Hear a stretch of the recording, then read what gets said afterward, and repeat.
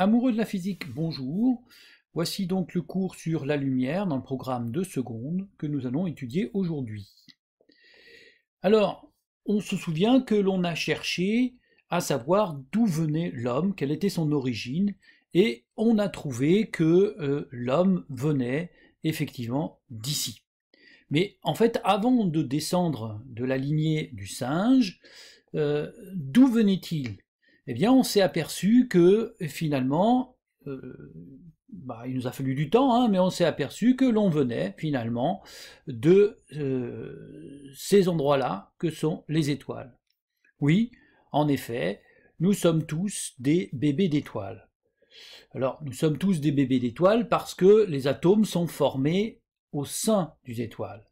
Mais en fait, la question légitime qu'on peut se poser, c'est comment savons-nous tout ça? Comment savons-nous que nous sommes nés au cœur d'une étoile? Comment aussi avons-nous eu connaissance de la composition de notre Soleil? C'est des questions qui sont légitimes puisque effectivement on n'a jamais pu aller sur une étoile et donc jamais pu prendre un échantillon. Donc comment savons-nous tout ça? Voilà le but de ce chapitre-là.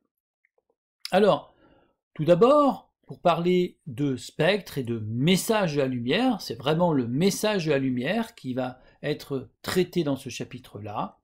On doit d'abord parler de ce que l'on voit, c'est-à-dire le domaine du visible. Et nous, ce que l'on voit, c'est finalement une toute petite partie de ce qu'on appelle les ondes électromagnétiques. Donc la lumière visible fait partie des ondes électromagnétiques. Donc vous avez étudié les ondes sonores, il existe d'autres types d'ondes, les ondes électromagnétiques, dont en fait on a un échantillon ici sur cette photo-là. Ça va donc des ondes radioactives, en passant par les rayons X, simulés par cette photo-là, et ultraviolet, le visible, l'infrarouge, et ensuite les ondes radio. Voilà. Alors, qu'est-ce qui va différencier ces ondes électromagnétiques? Eh bien en fait, on a une grandeur qui va permettre de différencier les ondes électromagnétiques les unes des autres, et cette grandeur, c'est ce qu'on appelle la longueur d'onde, qu'on va noter lambda, la lettre grecque lambda, et cette grandeur, elle est mesurée, elle se mesure, en mètres, c'est une longueur, et particulièrement dans le domaine du visible, on va plutôt utiliser une sous-unité, le nanomètre. D'accord? 10 puissance moins 9 mètres. Voilà. Donc, on a les valeurs ici représentées sur ce diagramme-là, de la longueur d'onde en mètres, et finalement la partie visible en nanomètres. Alors, justement, la petite partie que l'on voit, c'est ce qu'on appelle la lumière visible, la petite partie que l'on voit des ondes électromagnétiques. Et nous, finalement, ce que l'on voit, c'est de cette valeur-là, 400 nanomètres, qui est du côté du violet, jusqu'à 800 nanomètres environ, du côté du rouge. Donc finalement, sur toute la gamme des ondes électromagnétiques, nous, notre récepteur, qui est notre œil, n'est capable de voir qu'un tout petit morceau de la gamme des ondes électromagnétiques qui va donc des rayons gamma, la radioactivité, jusqu'aux ondes radio. Alors, pour parler de la longueur d'onde, en fait, la longueur d'onde, eh bien, on va lui associer une radiation monochromatique. C'est-à-dire, dans le spectre du visible, par exemple, on a des couleurs, puisque c'est un spectre du visible qui vont du violet jusqu'au rouge, et on a des dégradés. Eh bien, à chaque valeur de longueur d'onde, par exemple 650, eh bien, est associée une couleur, et on appelle ça une radiation, donc monochromatique, puisqu'il y a une seule couleur. À chaque valeur de longueur d'onde est associée une radiation, et cette radiation, elle sera d'une couleur particulière. Donc j'ai donné l'exemple 580 nanomètres, donc on a le vert à 580 nanomètres, mais à 582 nanomètres, on aura un autre vert. Ce ne sera pas le même. Donc à chaque valeur de longueur d'onde sera associée à une radiation particulière, donc c'est-à-dire dans le domaine du visible, une couleur. Mais on a la même chose si on était dans l'infrarouge. à 850 nanomètres, on a un rayon, une radiation monochromatique infrarouge. Alors nous, nous la voyons pas, hein, mais ce ne sera pas la même que celle à 852, à 900 nanomètres, etc. Donc c'est ce qui permet finalement de différencier chacune des couleurs, visibles ou non visibles. Donc chacune des ondes électromagnétiques sera différenciée par une valeur qu'on appelle la longueur d'onde. Voilà. Alors, justement, on parlait des ondes monochromatiques et de la lumière monochromatique, c'est-à-dire composée d'une seule couleur. Chose essentielle, seule la lumière d'un laser est monochromatique. C'est la seule lumière qui est monochromatique. Toutes les autres sont polychromatiques.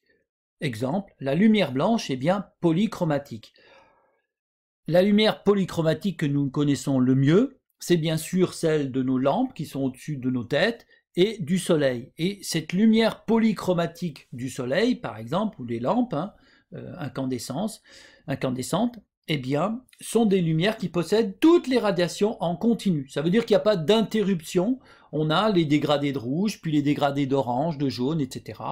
On a un spectre complet qui va du violet jusqu'au rouge en continu. Et donc la lumière blanche, elle est composée de toutes ces lumières composées, toutes ces lumières monochromatiques, pardon. Voilà.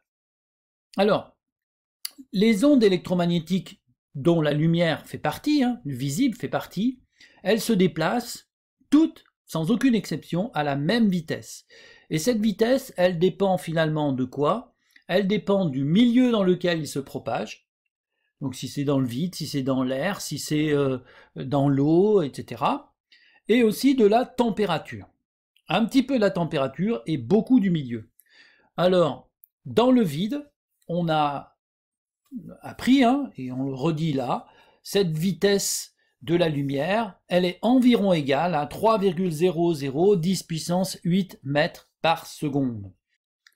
Donc cette valeur est extrêmement élevée parce que en fait ça correspond, pour vous montrer la grandeur de ce nombre, ça correspondrait en fait à la lumière fait à peu près 7 fois et demi le tour de la Terre en une seule seconde. Voilà. La lumière qui nous parvient du Soleil, le Soleil est à 150 millions de kilomètres de nous, et pour parvenir jusqu'à nous, cette lumière met un peu plus de 8 minutes, 8 minutes et 30 secondes à peu près, pour nous parvenir. C'est ce qui montre en fait que cette vitesse, elle est très grande, mais malgré tout, elle est quand même pas instantanée, puisque le Soleil qui est à 150 millions de kilomètres, mais la lumière met 8 minutes à peu près pour nous parvenir. Voilà, donc c'est un nombre très grand, c'est pour célérité, c'est pour ça que c'est écrit C égale 3,0010 puissance 8. Dans le vide, c'est cette valeur-là, on a une valeur exacte, et quand on change de milieu, eh bien cette valeur va être légèrement différente. Dans les gaz, elle est très proche de 3 à 10 puissance 8, plus le milieu est dense, plus cette valeur est faible. Donc ce qui fait que dans l'eau, elle est plus faible que dans l'air, la lumière se déplace de manière plus difficile dans l'eau, et encore plus difficilement dans le verre.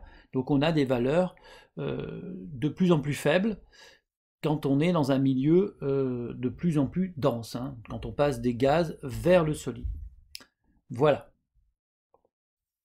Alors, vous avez vu aussi dans le programme de collège que cette lumière se déplace en ligne droite dans un milieu homogène, et donc on a coutume, puisqu'elle se déplace en ligne droite, on a coutume de représenter ce rayon de lumière par un trait, puisque c'est une droite, surmonté d'une flèche dans le sens de propagation de cette lumière. Donc par exemple sur mon exemple ici, ça déplace bien sûr de la source jusqu'au récepteur qui est l'œil. Mais la source de lumière, par exemple sur la photo qu'il y a dessous, peut très bien aller en direction, on les voit très très bien ces rayons de lumière sur l'eau par exemple, donc sur un objet, et ensuite nous, ce rayon vient jusqu'à notre œil. Voilà.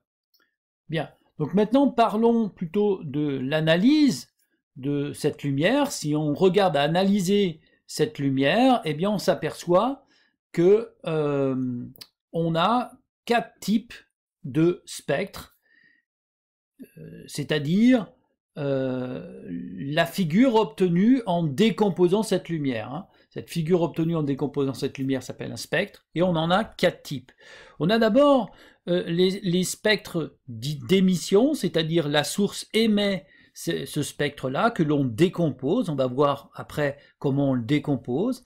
On a un premier type de spectre d'émission où il y a toutes les lumières colorées qui s'enchaînent. On dit qu'on a un spectre continu de bandes, et un autre type d'émission où en fait on voit que l'on n'a que des raies de certaines couleurs et tout le reste est sombre. Et on a d'autres types, un type d'absorption, c'est-à-dire on a la même chose, un spectre d'absorption de bandes, c'est-à-dire on a toutes les lumières colorées, mais il manque une bande carrément complète de noir. Et des spectres de raies d'absorption, c'est pareil, on a toutes les lumières colorées, mais cette fois-ci il manque des raies, des traits noirs. On va expliquer par la suite comment, qu'est-ce que ça veut dire comme message. Alors, justement, avant de décoder ces messages, eh bien, comment avons-nous découvert tous ces renseignements? Eh bien, c'est lui que je pense vous reconnaissez. Non? Mais si vous reconnaissez, c'est effectivement Isaac Newton. Isaac Newton, c'est le premier, encore lui, à avoir réalisé un premier spectre. Il a réalisé un premier spectre. Oui, bien sûr, il ne s'agit pas de fantômes, hein, c'est bien de la physique, un spectre. Il a réalisé le spectre de la lumière du soleil. Et comment a-t-il fait? Eh bien, comme ceci, il a fait un petit trou dans un volet où il a fait passer un rayon de soleil, et grâce à un objet d'une forme particulière en verre, il a réussi à décomposer la lumière. Il s'est aperçu que le rayon blanc venant du soleil était finalement composé de plusieurs rayons de couleurs différentes. Et ces rayons de plusieurs couleurs différentes, on a dit tout à l'heure qu'on appelait ça des radiations. Mais il ne s'est pas arrêté là, il a ensuite regardé en faisant de la même façon, mais cette fois-ci en prenant un rayon rouge, hein, donc on imagine par exemple sur cet écran-là, il fait un petit trou du côté du rouge, et derrière il ne se retrouve qu'avec un rayon rouge, il essaye de le faire passer dans son objet en vert, et cette fois-ci il s'aperçoit qu'il n'y a plus de décomposition, le rayon rouge reste tout seul rouge. Et donc finalement il en déduit que la lumière blanche est composée de lumières monochromatiques qui après ne peuvent plus être décomposées. Voilà. Alors, nous, de nos jours, on possède plusieurs dispositifs pour pouvoir décomposer la lumière. On en possède deux majoritairement. Tout d'abord, un prisme, c'est pareil que celui de Newton, hein, c'est-à-dire un objet qui a une forme particulière en verre, qui va décomposer cette lumière telle qu'on le voit dans l'image dessous. Voilà, la lumière blanche, elle passe par une fente, puis par une lentille, on verra un peu plus tard dans un autre chapitre, qui va rassembler ces rayons lumineux, hein, les faire converger vers un point, et ensuite on la décompose, donc le prisme va décomposer en toutes les lumières colorées. Ou alors un autre objet qui est assez particulier, c'est un réseau. Un réseau, c'est une diapositive hein, qui a l'air transparente, mais en réalité, si on lit ce qui est écrit dessus, il y a sur celui-là, sur celle-là, 500 traits dessinés par millimètre. Alors vous imaginez 500 traits par millimètre, on pourrait penser que c'est complètement opaque.